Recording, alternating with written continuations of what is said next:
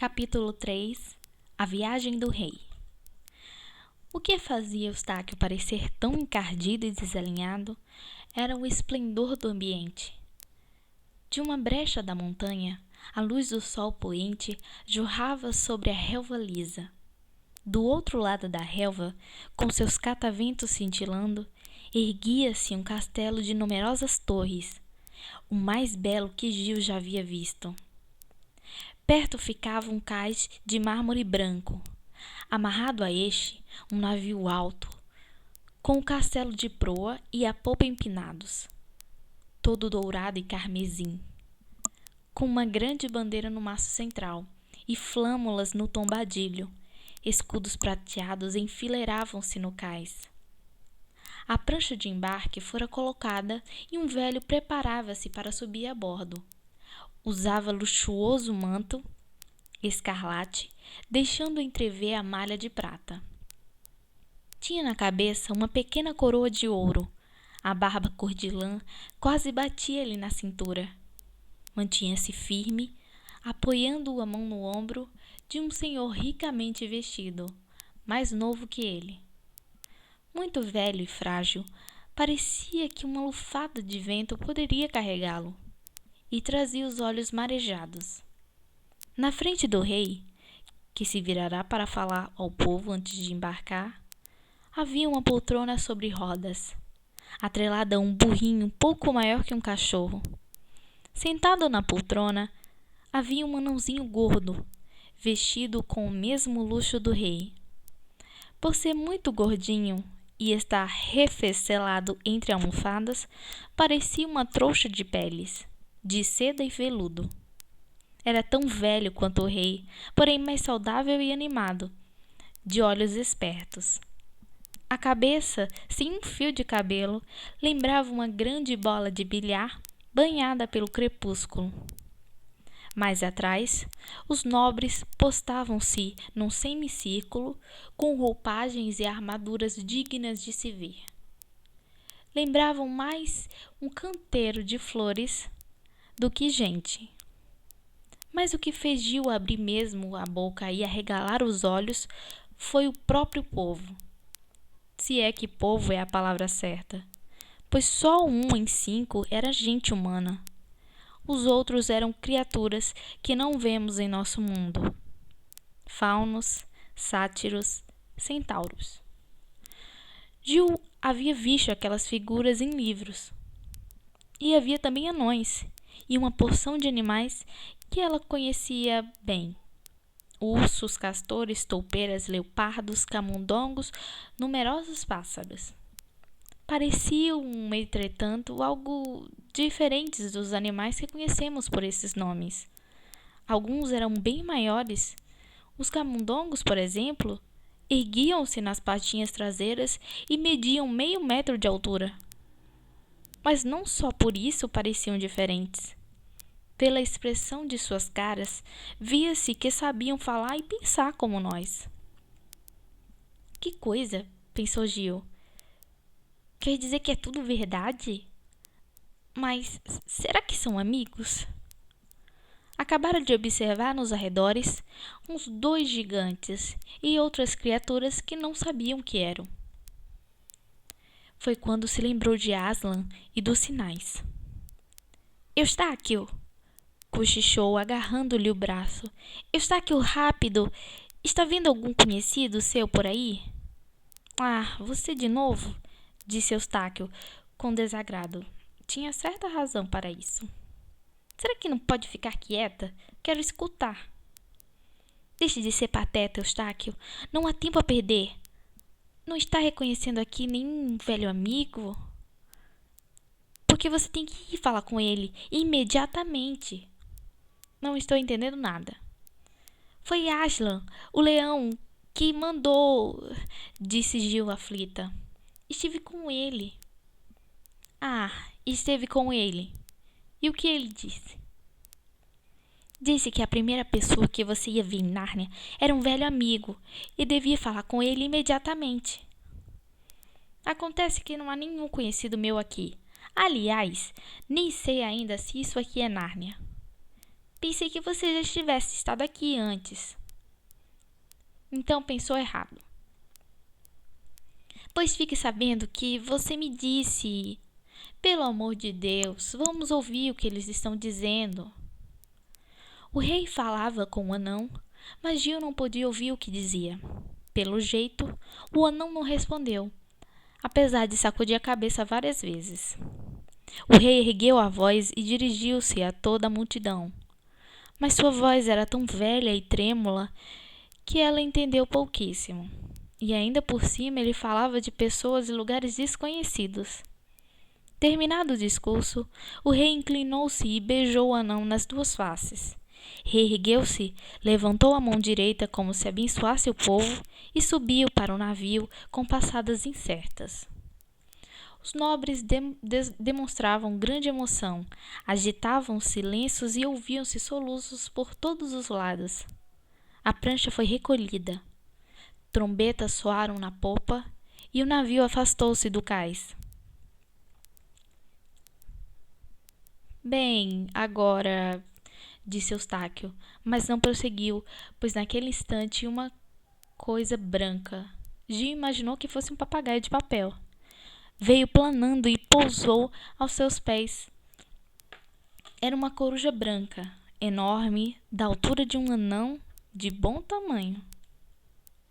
A coruja piscou os olhos, espreitando como se fosse míope, a cabeça meio de lado. A voz era um pio suave.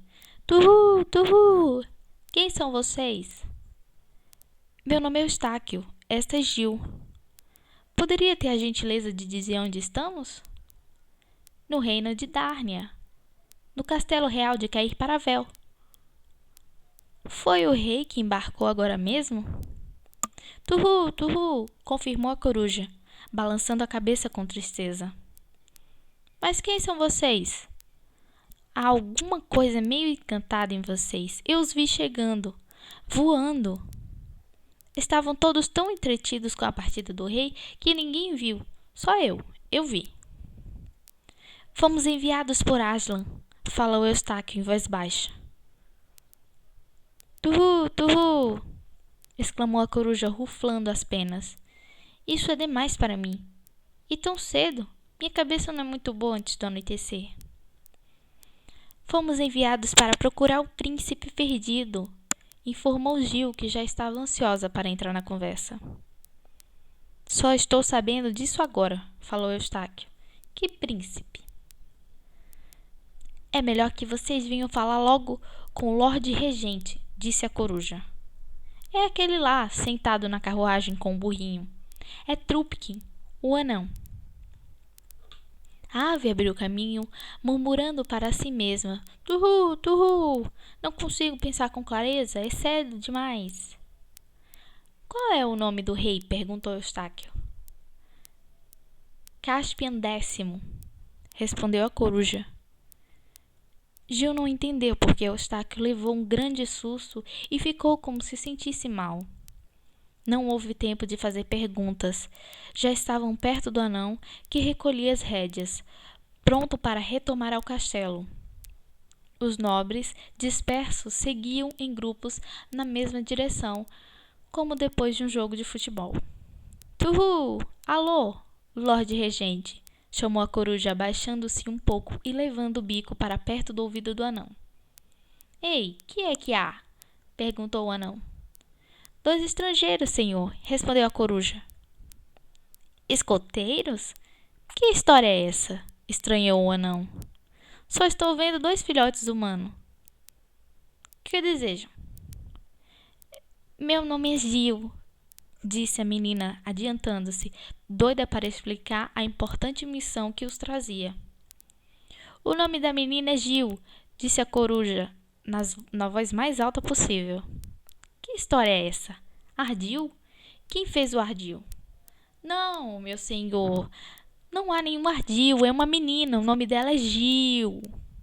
Fale alto, disse o anão. Não fiquei zumbindo no meu ouvido. Quem fez o ardil? Ninguém! Berrou a coruja. Calma, calma, não é preciso berrar. Não sou tão surdo assim. Mas por que você vem me dizer que ninguém fez um ardil? Melhor dizer para ele que meu nome é Eustáquio, disse o menino. Este, senhor, é Eustáquio. Batráquio? Perguntou o anão irritado. Isso é motivo para trazê-lo aqui? Hein? Não é Batráquio, disse a coruja, é Eustáquio. É eu ou é ele? Não estou entendendo coisa nenhuma. Vou dizer-lhe uma coisa, Plumalume. Era o nome da coruja.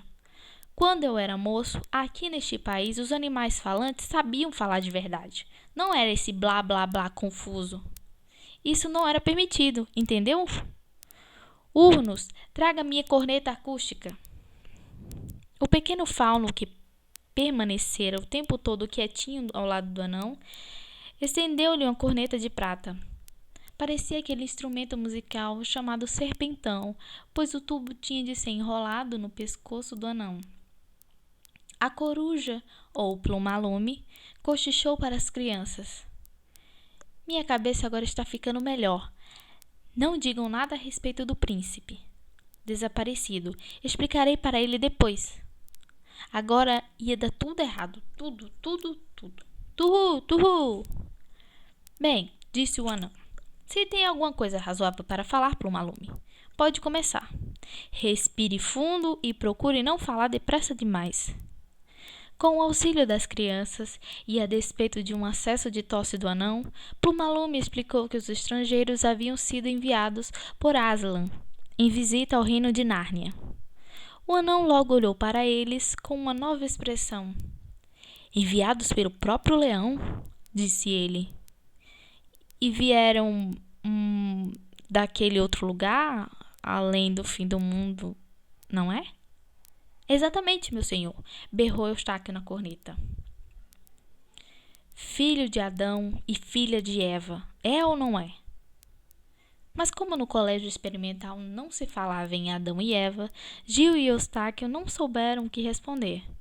O anão, entretanto, não parecia ter notado o pormenor. Segurando as mãos de ambos, disse: Muito bem, meus caros, é uma alegria tê-los aqui. Se o meu rei, bom e feliz, não tivesse acabado de partir para 7 ilhas, seria dele a satisfação de recebê-los.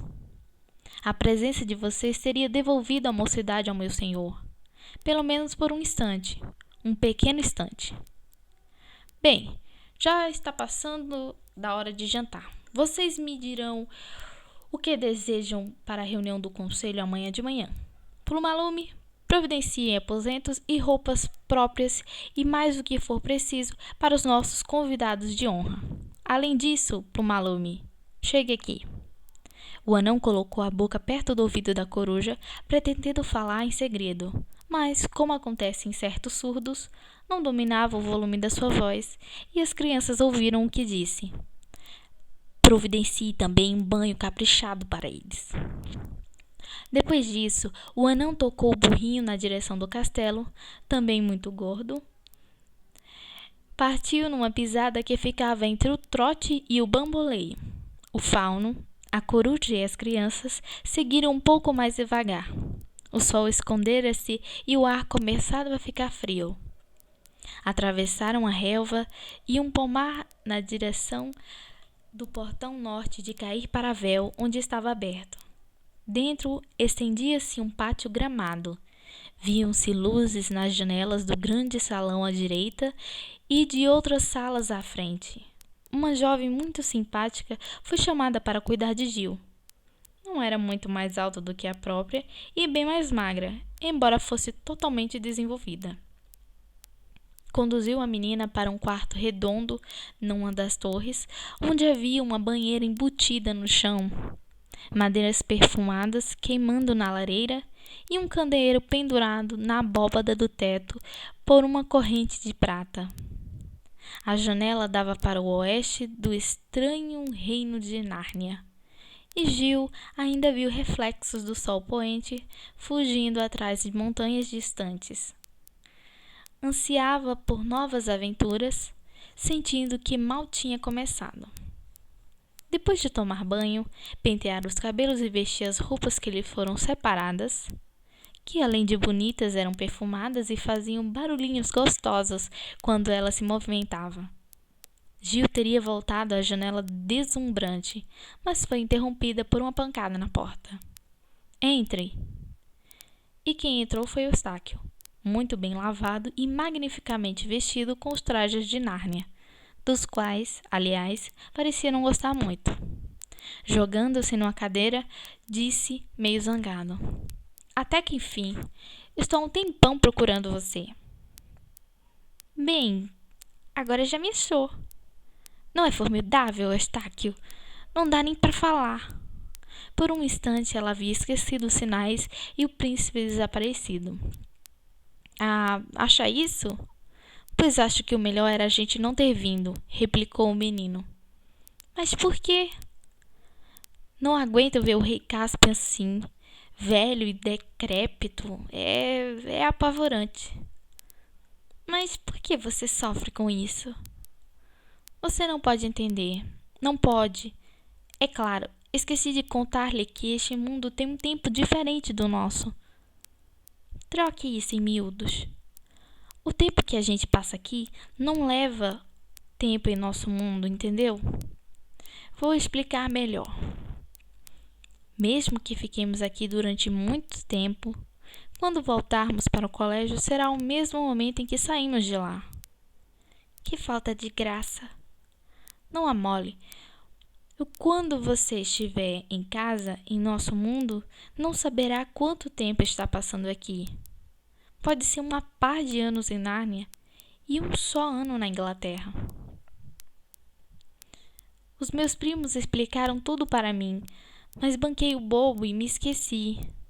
Parece que passaram 70 anos em Nárnia depois que saí daqui. Está entendendo agora? É pavoroso voltar e descobrir que Cáspio é um velhinho. Ah, quer dizer que o rei era amigo seu? Disse Gil, fulminada por um pensamento horrível. Devo confessar que era, respondeu Eustáquio infeliz. Amigo até demais. Da última vez, ele era só um pouquinho mais velho do que eu. Agora encontro aquele velhinho de barba branca e não me sai da cabeça a manhã em que capturamos as Ilhas Solitárias. Ou a luta com a serpente do mar, ou é de doer. É o pior do que se ele estivesse morto. Chega! É ainda muito pior do que você imagina. Gil mostrava toda a sua impaciência. O caso é que já perdemos o primeiro sinal. Eustáquio naturalmente não podia entender, então Gil contou-lhe toda a conversa com Aslan, os 4 sinais, a missão de procurar o príncipe, e concluiu. Agora está entendendo? Você viu um velho amigo, exatamente como Aslan disse. Devia ter ido falar com ele imediatamente. Ora, como não foi, tudo está dando errado, desde o início. Mas como eu podia saber?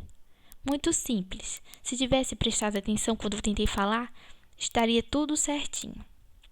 Ah, é claro. E se você não tivesse bancado idiota na beira do abismo, quase me assassinando? É, isso mesmo, assassinando. Também teria dado tudo certinho. Foi ele a primeira pessoa que você viu, não foi? Deve ter chegado horas antes de mim. Não viu ninguém antes? Cheguei apenas 1 minuto antes de você. Ele deve tê-lo soprado com mais força para tirar o seu atraso. Deixe de ser bobão, Eustáquio. Ei, o que é isso? Era o sino do castelo tocando para o jantar. A briga, que prometia ser das boas, foi logo interrompida, felizmente. Estavam os dois com excelente apetite. Jamais haviam visto uma coisa tão deslumbrante. O próprio Eustáquio, que já estivera em Nárnia, passara todo aquele tempo no mar e não chegara a conhecer o esplendor e a hospitalidade dos narnianos em seu próprio reino. As flâmulas pendiam do teto e as iguarias entravam com um som de trombetas e tímpanos. As sopas eram de dar água na boca, sem falar nos peixes fabulosos, nas finas caças, nas aves raras, nos pastéis, sorvetes, geleias, frutas, nozes, vinhos e refrescos. O próprio Eustáquio animou-se admitindo que era um banquete pra lá de legal. Terminada a imensa refeição, um poeta cego contou uma história chamada O Cavalo e Seu Menino, que se passara em Nárnia e no reino dos Calormanos, na Idade do Ouro, quando Pedro era o grande rei em Cair-Paravel. Quando subiram para os quartos, bocejando, Gil falou: "Aposto que a gente vai dormir feito uma pedra." Isso mostra que jamais temos ideia do que poderá acontecer-nos daqui a pouco.